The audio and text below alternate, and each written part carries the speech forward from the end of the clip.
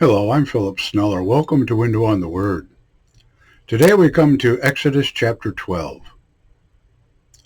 Then the Lord spoke to Moses and Aaron in the land of Egypt, saying, This month shall be for you the beginning of months. It shall be for you the first month of the year. Speak to the whole congregation of Israel, saying, On the 10th day of the month they shall each take for themselves a lamb according to a father's family, a lamb for a household. And if the household is too small for a lamb, let him and his nearest neighbor take according to the number of persons. Each one according to what he can eat shall you compute for the lamb. The lamb shall be without blemish, a 1-year-old male. You may take it from the sheep or from the goats. And you shall keep it until the 14th day of this month. Then the whole congregation of Israel shall slaughter it in the evening. And they shall take some of the blood and put it upon the 2 doorposts and upon the lintel of the houses in which they shall eat it.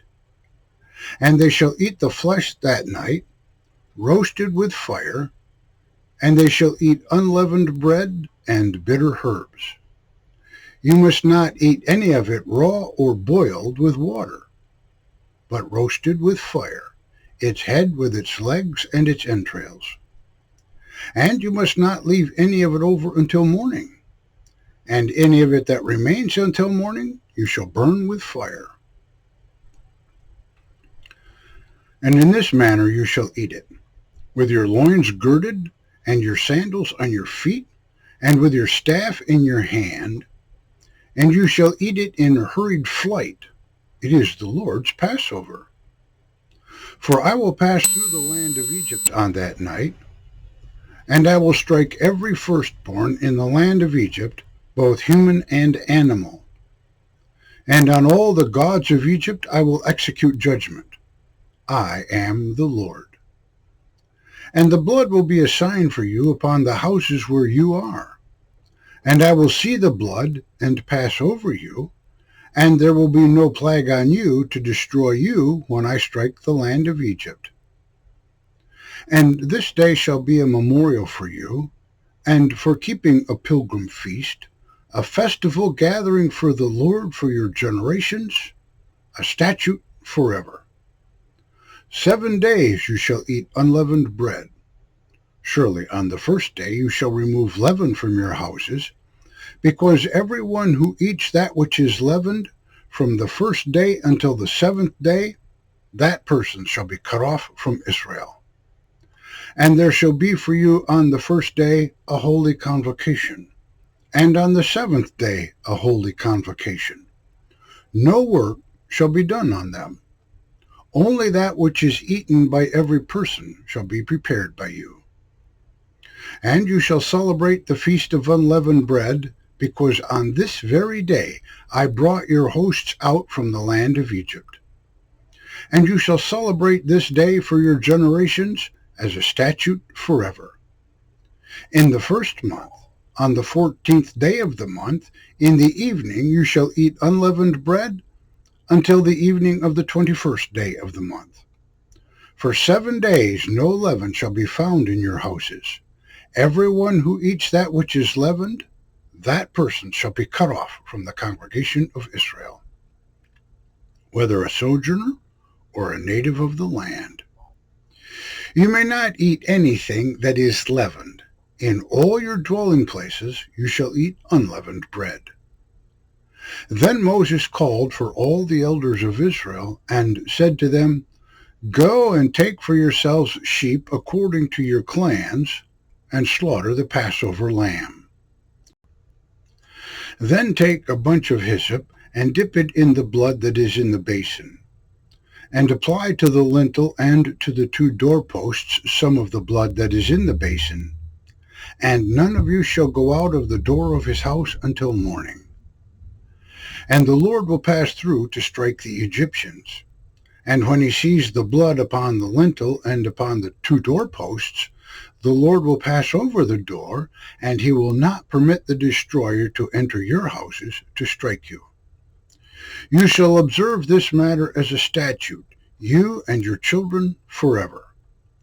And it shall be that when you enter the land that the Lord will give you, just as he promised, you shall celebrate this service.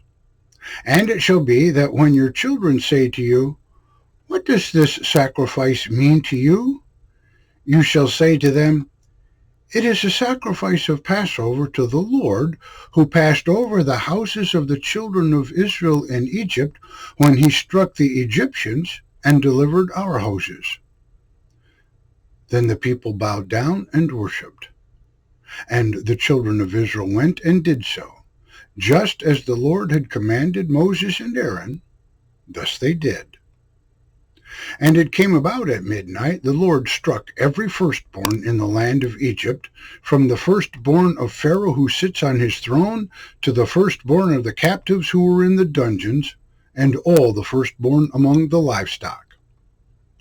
And Pharaoh rose in the night, he and all his servants, and all the Egyptians.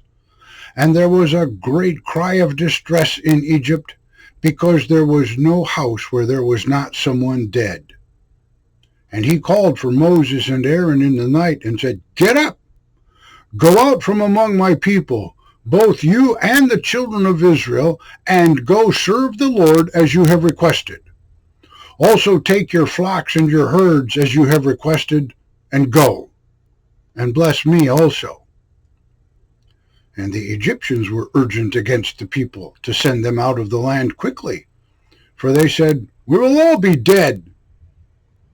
And the people took their dough before it was leavened, their kneading troughs being bound up in their mantles on their shoulders. And the children of Israel did just as Moses had said. And they asked from the Egyptians articles of silver and articles of gold and clothing.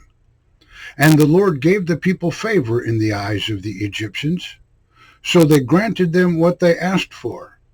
Thus they plundered the Egyptians.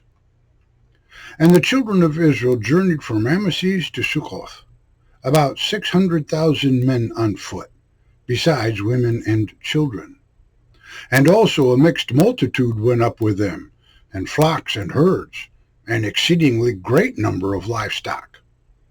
And they baked the dough that they carried out from Egypt, disks of unleavened bread, because it was not leavened when they were driven out from Egypt, and they were not able to linger, and also they had not prepared provisions for themselves.